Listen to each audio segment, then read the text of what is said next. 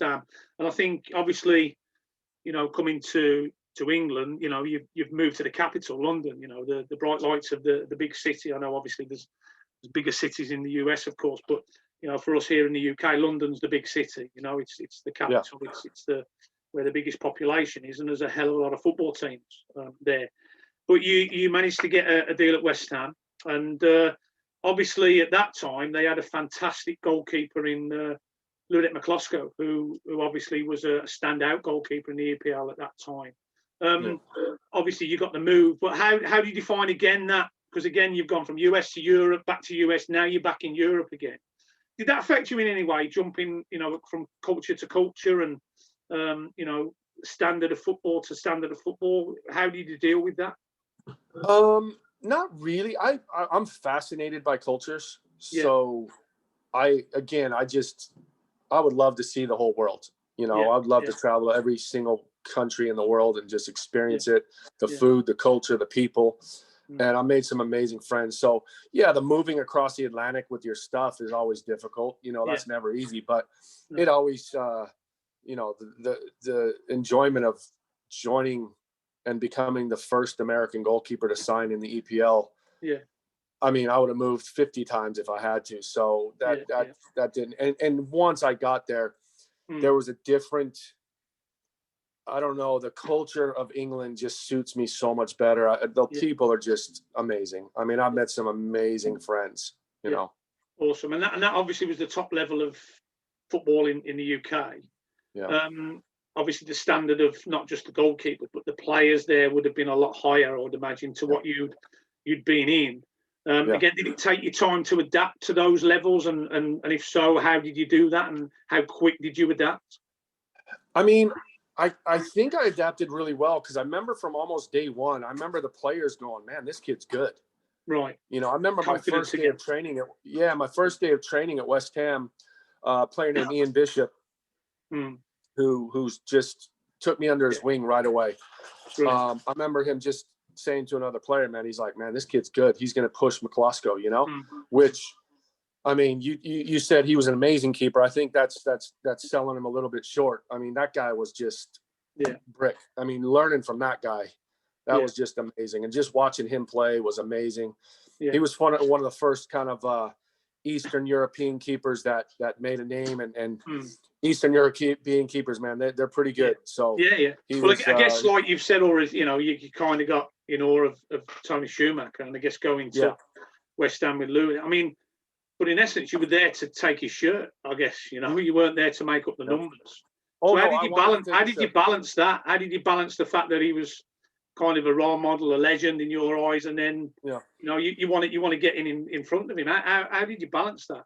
Well, what gave me hope was I would compare myself in training, and again, this is not to sound arrogant. No, I was right there. Right there, I was right there. What he had on me was experience. Right. Calm under pressure. I was still at the time I signed for West Ham, I think at this time I was 23. Yeah. 24. But in terms of just, ability, man, we would play small-sided games, and I would be right there. And so what was nice was, Harry Redknapp, the manager, he kept telling me, he goes, look, keep the faith. You're doing great. I can't take this guy out of the team. He never gave me an opportunity to say, Harry, you gotta play me. He was just amazing. He had great consistent levels of performance and play. And I guess he was like that every day in training, I guess. He didn't miss a game my first 2 years at West Ham. Wow. The only games I played were cup games. I played a couple of FA Cup, a couple of whatever the other cup is called, and then all the friendly games that I could. What would you suggest gave him the edge? You're saying you had it, and physically, big guy, and was it just his decision making? Was it his demeanour? Was it his calmness? What was it that gave him an edge to be able to go and perform at those levels week in, week out? Everything. Right. The guy was he was steady as anything. Yeah. He came up with a big save once in a while, but he saved what he needed to save. Right. That's it. He made the big saves when he needed to. Yeah, and you know what? It was just he had a presence. He was almost as big as me. He was like, I think 6'5". When you say presence, can you explain what is it? Because a lot, again, it's a term, it's a fluffy term, but what is it? What is a goalkeeping presence? Many people ask me that, you know. Okay, presence for me is not about height. It's about this kind of bubble that surrounds you. For example, bit of an aura. MLS, you got John Bush, Nick Raimondo. Yeah, they're on the small side of goalkeepers. But I'll tell you what, when I walked on the pitch, when I was coaching with Galaxy, and I looked over and I saw John and I saw Nick, they had such a presence and they looked massive. And that's something to be talked about, because I've had keepers that I've trained that are, 6'5", and they look small. They don't look intimidating. They don't look confident. So John and Nick, they had this about them, which made them, I mean, I didn't care how, they were amazing goalkeepers. They've had great careers. So they were keepers that I admired for those reasons, not alone, but massively for that, because I deal with this with my own keepers that I coach that have been told, oh, you're too small, you're too this, you're that. I'm like, no, you're not. No. It's all about your presence. So it's just this, like, if you walk into a room and you see someone famous, or you see someone, doesn't even have to be famous, and they just look and they just take over the room, that's presence. So what you I had that with Peter Peter Schmeichel. When I first played against Peter Schmeichel, that was like, I fell in love with Schmeichel. It was just ridiculous. Right. So what you're suggesting, and it's your stature, it's how you hold yourself, how you walk, how you talk, how you move, just that little bit of a spring in your step. And that, again, we come back to self-belief, confidence, I guess. And it creates that aura, doesn't it? So, that's that, how you're defining presence, I guess, in your eyes. 100%. And again, what I want to come back to there. So, and this is something else we're going to touch on. We can do it now.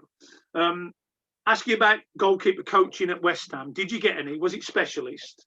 Don't have to name names, but was there a difference from what you'd received? Was the game evolving at that point that goalkeeper coach specialist was coming more into the game? What was it like? It was right on the cusp. So my first spell at West Ham, we had Ernie. Famous. He's famous. He was at the time, and I say this with the most respect. At the time, I think he was already like 80 years old. Wow. So Ludo and I and my buddy to this day, Jerome John, who was our other keeper, he would put us through the ringer, like, physically. So every time we would get very tired, Ludo would start talking about World War II. Which he was in. Wow. Which he was in.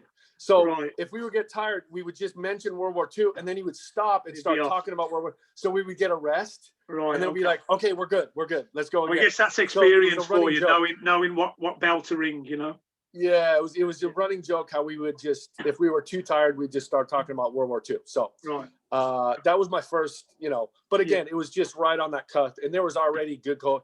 And then what happened was, I got introduced to another gentleman called Malcom Webster. Malcolm. Who then brought in, for me, proper goalkeeper training. Real quality specialism. He was amazing. Him and his crew. What set him aside, would you suggest, as a coach? Not just him as a person, but as a coach. Yeah. What defined him? What made him different and special to you, and what helped you most from him? He pushed me. Further than I thought I could be pushed. So he would hit a shot, and he'd be like, "You can hold that," and I'm talking, he would smash it, and I'd be like, "Really? I could? Okay." And he'd be like, "You can hold that," and all of a sudden I'm like, "Wait, I am holding it." And just different talk. And he was very specific footwork. He was big on footwork, and getting your feet moving, getting square to the ball, your shape, all that stuff. That was the first kind of real intro. Before it was just smash, smash, smash. There was a bit of subtlety in what you were getting now, Yeah, so he I mean, my level, thanks to him, raised a lot. Was he like that with Ludek as well? He was a little late. He was after when I went to Luton. Malcom. Right, okay. Yeah, okay. With Ludo I had, we'll jump to that. So Ernie left halfway through when I was at West Ham, and then Ludo kind of took over a little bit. So him and I and Jerome would do our sessions together. Right. Okay. So Ludo kind of showed us. Yeah. He kind of drove it a little bit rather than the coach. Okay. Yeah. So again, like in that West Ham stage, there's no real sort of specialism around it. More a physical drive to just keep you ticking over, I guess, rather than giving you lots of knowledge and input. Would you suggest that? Would I suggest what? I'm sorry. That it was more of a physical drive, more just to maintain you. It was just keeping you fit, keeping you going, catch a couple balls, going with the team, play your small-sided games, do the shooting with the team, go in, shower. Yeah. Okay. So again, like we talked about before, it was more around the physical, technical side rather than thinking about the holistic approach to what we now look at in terms of goalkeeping. So I wanted to touch on, obviously you were there as, if we call Ludek 1 and you 2, I don't like doing that. You're one of 2 goalkeepers, but how was that dealt with? How did you feel? Were you looked after the same? Did you feel like a number 2, I guess, or how was it managed? Because again, that's a big thing that comes across from a lot of coaches. How do you manage the 1? How do you manage the 2, or even 3 if you've got 3? Well, Harry Redknapp was, for me, again, he was amazing. He signed me twice, and he believed in me. He had maybe he had a soft spot for me. I don't know, but I remember the first time I was behind Ludo, so I'm sitting the bench. But we go to Liverpool, and it was my first time to Anfield. Right. Okay. So we play the game. I think we lost 1-0. Tony Cotty got sent off, I think. Right. And we lost 1-0. But I'm just sitting there. Yeah. You gotta remember, I'm American. Yeah. I'm at Anfield. Yeah. And I'm just sitting here, part of this team. Now, whether I'm playing or not, I still feel part of the team. You can call it what you want, but I'm preparing as if I'm playing. So I'm sitting there. We play the game. We get on the bus, and I go sit down. And I remember Harry walks on after his interviews, and he goes, "Ian, come here." And I go and sit next to him, and he goes, "This place is special, isn't it?" Yeah. I go, "Yeah, this is pretty special, man." He goes, "Enjoy it. Enjoy it." So he had these little combos with me all the time where, he knew, because he played in the NSL, he played in America. Yeah. He knew where I was coming from and what I was experiencing. And what I was experiencing is, I'm going to Manchester United. I'm going to Chelsea. I'm going to Liverpool. I'm going to all these grounds that have so much history. Yeah. And for an American to be doing that, he understood that. The mass, what's the word? It was massive.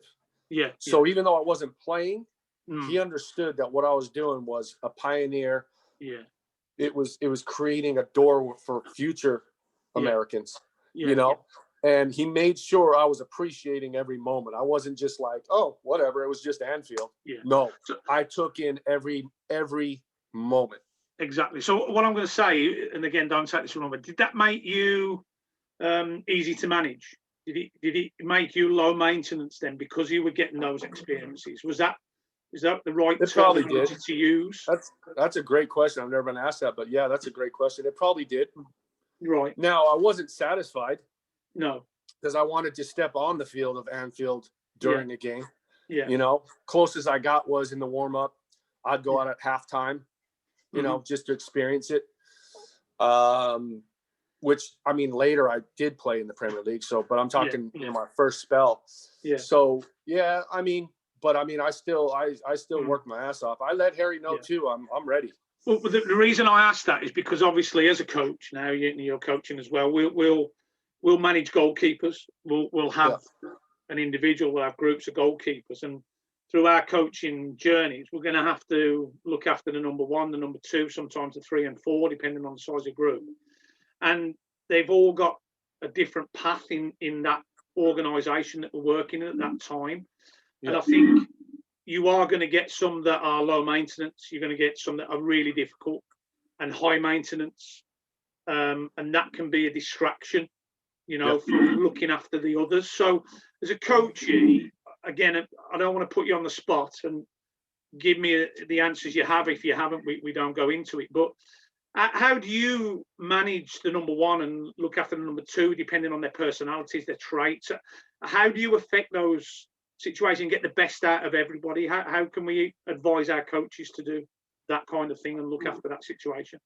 Well, I've been in every one of those scenarios. I've been the starter, I've been the backup, I've been the third keeper, I've been the youth keeper trying to get pro, all that. So I've been there. So I understand a lot of what's going on.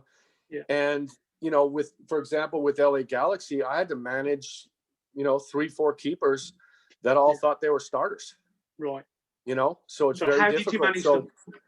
I mean, I think it's you have to, when you can, try to treat them as equals. Right. You also have to treat the first keeper and respect the first keeper. Yeah. As a first keeper. So it's a constant balance and a juggling act where, I had Donovan Ricketts, who was, quote, our starter. I had Josh Saunders, who was, quote, at the time our backup. He became our starter. I had a young keeper, Brian Rowe, Brian Perk, all these. So I had to keep them all believing that, hey, and I would tell them stories where I sat the bench for a whole year. Right. I get a call up the following day to go on loan. I'm playing live on TV against Tottenham Hotspurs 2 days later. Wow. So if that whole year I was just sitting there not working hard, I wouldn't have been ready. So storytelling and using your own experiences help. Yeah, and just letting them know things in football change on they change so quickly. Yeah. And you just never know when you're going to get called. So you have to be ready. And if it doesn't hurt you to be ready, it hurts you to not be ready. And so that's not just in between games, is it? That's during games. If you're the bench keeper, at any moment you can be called upon. And I think there's been a well-documented situation happening in the last few days with Karius at Union Berlin in the German league. The goalkeeper got injured and he's not ready. He's had to get his shirt on and it's took minutes for him to get. Now, when I was at Galaxy, I would look down at the keeper, the whoever was on the bench, and I'd keep looking down. And if they're sitting there talking the whole time, I'd be like, play the game from here. Yes.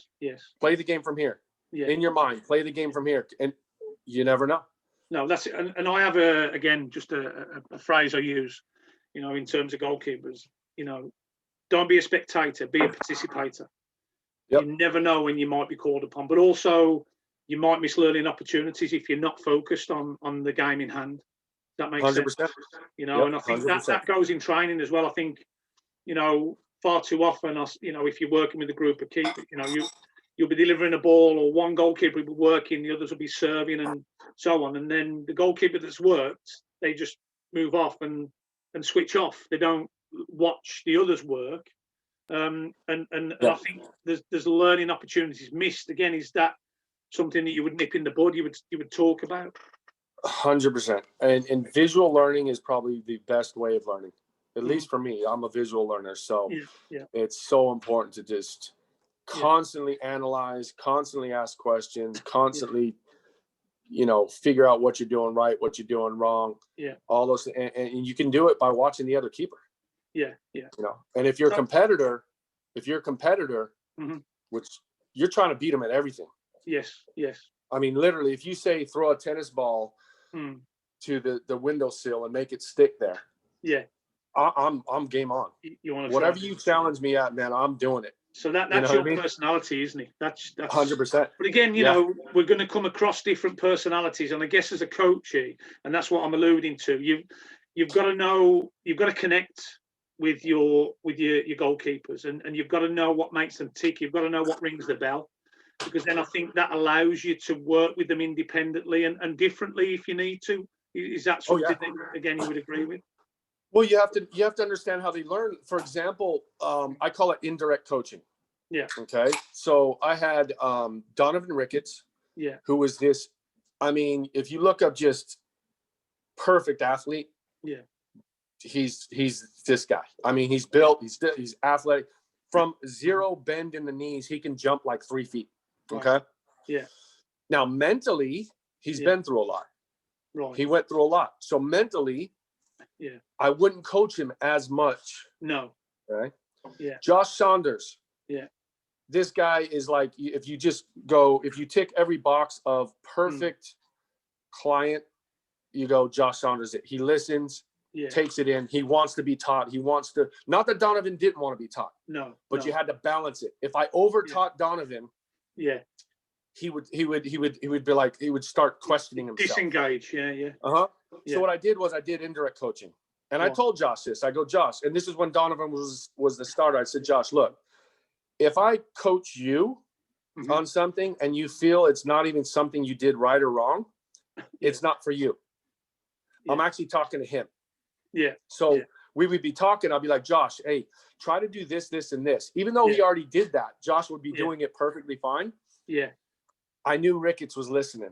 Yes. So and then I would see Ricketts. He would go in and actually do what I said without me even telling Donovan. So I call it indirect coaching. So you have to know. Now with Josh, I could overcoach him and it won't affect him.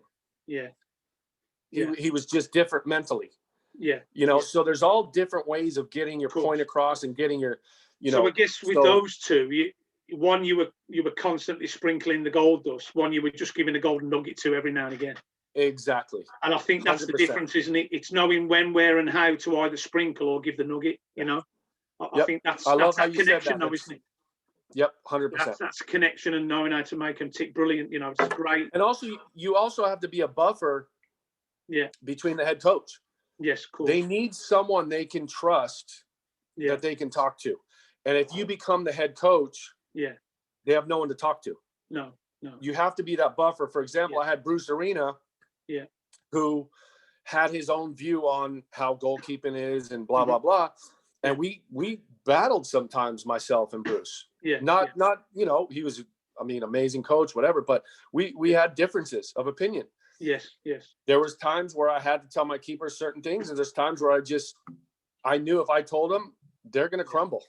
Yeah, they're going to crumble. So as a coach, you've got to know when you're getting that input from the head coach, what to share, what to buffer, what to maybe dilute, I guess, or tweak a little bit, change a little bit to make sure you still get the point across.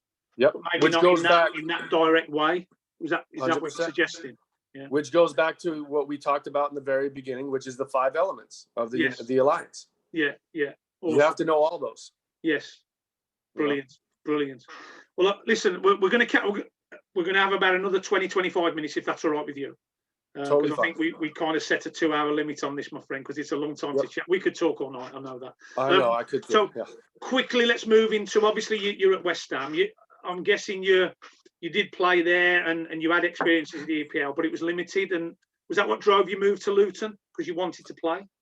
Yeah. So what happened was I went on a end of season tour to Australia with West Ham, and Ludo needed a little bit of time. He played every game that season. Yeah. He went home. So I knew I was playing all the games. Yeah. So I go to Australia, and again, I get in some games with West Ham, and I'm playing amazing. Did really, really well. Right. We come home, and we get into the first day of training. Harry Redknapp calls me into training, into his office. Yeah. He goes, look, here's the deal. You've been doing amazing. I really want to push Ludo this year. He goes, I want you to, nothing would make me happier than to start this year.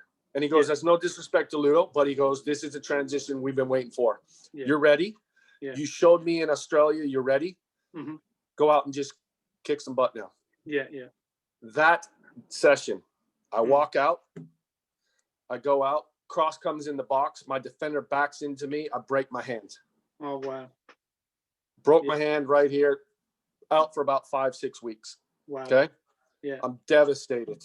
Yeah, of course. I come back from that 5 to 6 weeks, and to get some games, H puts me out on loan to Luton Town.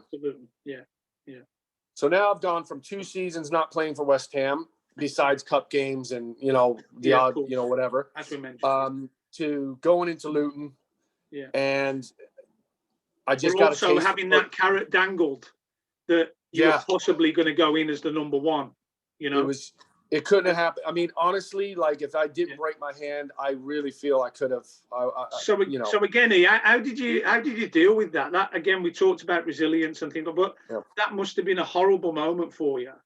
That was one of the hardest ones because I knew at the time where I was, how I was doing, and how the play. You know, when you get a feel, the players start going, man, you're ready. You know, and when H comes up to me and says you're ready. And he's not one to, blow smoke. That was a tough one.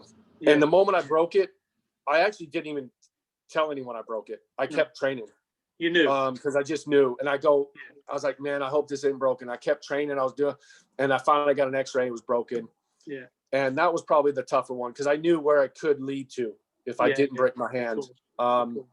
At the same time, I went to Luton. And, I immediately had just this love affair with the supporters. So what league were Luton in at the time? So you gone from EPL to the one below the championship. One below, so championship, yeah. Yep. Any differences and specific goalkeeper coaching there? You mentioned that. So did that change? That's where I got Malcom Webster. Right, so Malcom. Malcom was hired. Malcom kind of freelanced. He did Ipswich, Norwich, a couple other teams, Leicester City. Yeah. And he would come to Luton twice a week. And that's where I kind of got introduced to Malcom and. Give me two things that Malcom had that really enthralled you, that really thought, this is great. I'm loving this. What was it about that, type of coaching at that time? What did Malcom do? A couple of things that maybe, that stuck with you, and even may influence you now, Well, he did this thing. I think it was his belief in me. Right. And he trained, numerous clubs, Premier League, Championship, all the way, So he knew the level of goalkeeper. Right. And I remember he would do this thing. It was every year he would do a pro week. And it was before the season started with your team. Yes. You'd go, and it was a pro week. So you go this whole thing. Yeah. And, we're talking Jaskalainen, there's just, Robert Green, all these keepers. Yeah. So we're all there. And I remember he would use me as examples sometimes. Wow. How did that make you feel? So amazing, because I'm sitting here going, wow, I'm in good company. And there's some keepers that are, playing at a higher level or even, in my view, maybe better than me. Yeah. And he would go and use me as an example. And I would hear him talking and be like, watch this, watch what he can do. And I'm like, so his belief in me gave me even an extra boost. So is that something that maybe coaches that, are looking in on this and listening to this now, maybe think about, if they've got a quiet, introverted individual, they know he's got capability, but maybe needs that little bit of a push. Is that a mechanism that they could use to maybe draw out that self-belief in those type of individuals? Would you suggest? 100%. I just think in life in general, why not be nice to people? Why not? Right. If you're at a supermarket and someone has beautiful eyes, my wife shows me this all the time. We'll be at the supermarket and the lady will be behind the thing, and you might see her. She might be like a little bit quiet, and my wife just goes like, "Oh my God, you have beautiful eyes." Yeah. And you just see her just go like this. It should be everyday life. Just give people a lift. Yeah. Yeah. Just why not? Yeah. It only makes the world better. And I think as coaches, especially, you have to realize your words are examined by every kid. Yeah. And if you have a kid that's level 5, let's say, and you tell them they're level 6, 7, 8, man, I'll tell you what. Yeah. Usually, they're going to get up to that. And when they're at 8, you can go to a 9. And when they're at 9, you can go to a 10. And just keep pulling them along. Yeah. Because we're all our biggest critics, especially as keepers, because that's the position we're in. Yeah. We are our biggest critics. So if you add on to that, you're going to turn a 5 into a 3. Yeah. So as coaches, we have a duty, really, don't we? Yes, we do. Enthrall, to instill confidence, to instill belief, to guide and show direction that the right way, empathy, a nice nature. I guess being a good person, it's our duty to try and instill that in especially young goalkeepers that we work with. Yep. Yeah. I'm the perfect example of having not, I mean, again, go back to my video that I talked to you earlier. You're going to see this 8-9-year-old goalkeeper, and you're going to, if you were to see just that video, you go, he's never going to make it. No. Imagine if I got told that at that age. I was going to suggest that. Yeah. So in that moment, as we alluded to earlier, as coaches, you know, as goalkeeper coaches per se, working with young athletes, not necessarily goalkeepers, even, you know, any kind of sport, we can make or break that individual in the moments we share with them those young years. And I very think impressionable. They are, and they'll take things literally, and we have to be very careful how we feed information, how we help them on that journey, because we can make it a wonderful, beautiful, positive experience. We can make it a horrible, hellish, negative experience if we're not careful. And that's down to us. We're adults. We know we have control of those moments. As kids, they probably don't at that age, but we do. They're a sponge. That's the message I'm trying to get across. You know. Yeah. Oh, it's massive, the importance of our words. You know. There's times where I'll even be coaching, and I'll be like, you know, when you do this. Or keepers, you know, I'll be like, no, I don't mean you. I mean keepers in like I constantly analyze, and it's not babying them. There's no babying here. We're not babying them, but we're also saying, you know, we're all in this together. We can do, and it's inspiring as well. Once you inspire, then you can critique as well. If you only critique, because you're building that trust, aren't you? That right connection. I think that's what we're trying to get across here. You build that trust. You don't want to lose that by, you know, bringing them down all the time. You know. And I've seen it over you'll get and the best out of them, won't you? You get the best out of them. I've seen it over and over and over. Kids just are getting just yelled at, screamed at, blah, and with zero knowledge. You know? Well, I guess as adults, we sometimes really need to take a good look at ourselves, don't we? I think that's the message here. You know, put yourself in the shoes of that young 8, 9, 10-year-old in those moments. How would you feel? How would you react and act and kind of move off from that situation? Very difficult, I would imagine. So great learning there for everyone. Again, listen, you know, the time, you know, just with your time in the you know, in England with West Ham, Luton. You know, you built your experiences, you played games, and obviously, you know, a bit later on in your career, you had a couple of spells with different clubs. But with your time in England, you know, obviously you're now back in the US. You said you enjoyed your time here. Can you just give us a couple of ideas of what the biggest experiences, positive experience, learnings that you took from your time here as a player that maybe help you now, you know, as that outstanding coach that you are of goalkeepers? Thank you. Just playing at the level of the Premier League. I mean, my second spell at West Ham, I'm in the team with Di Canio, Frank Lampard, Rio Ferdinand, Igor Stimac, Joe Cole. I mean, Trevor Sinclair. I mean, the whole team was insane. Michael Carrick. Okay. That level is so fast. And so precise that it fine-tuned my goalkeeping. Right. Because if I was 2 inches out of position, I got scored on. If I was perfect, I had a good chance of saving it. I still would not even get. So you had to be a perfectionist. And what happened was, as a player, I had to be a perfectionist there. So it just transcended into my coaching.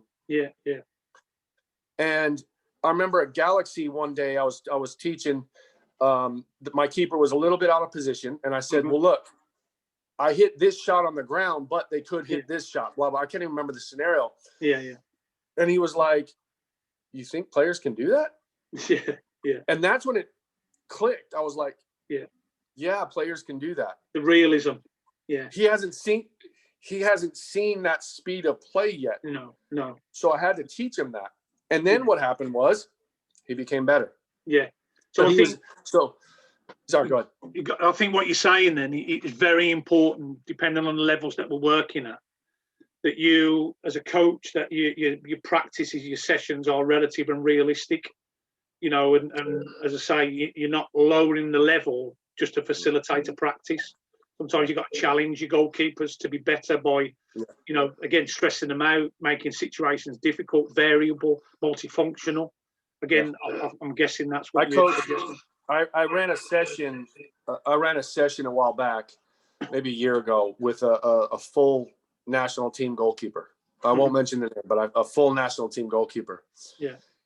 And I remember in my mind, it was kind of like, all right, it wasn't my full blown, whatever. And he goes, wow. Yeah. I've never done anything like that. He goes, you tested me mentally. Yeah. I tested him so on the mental side so highly that his technique dropped.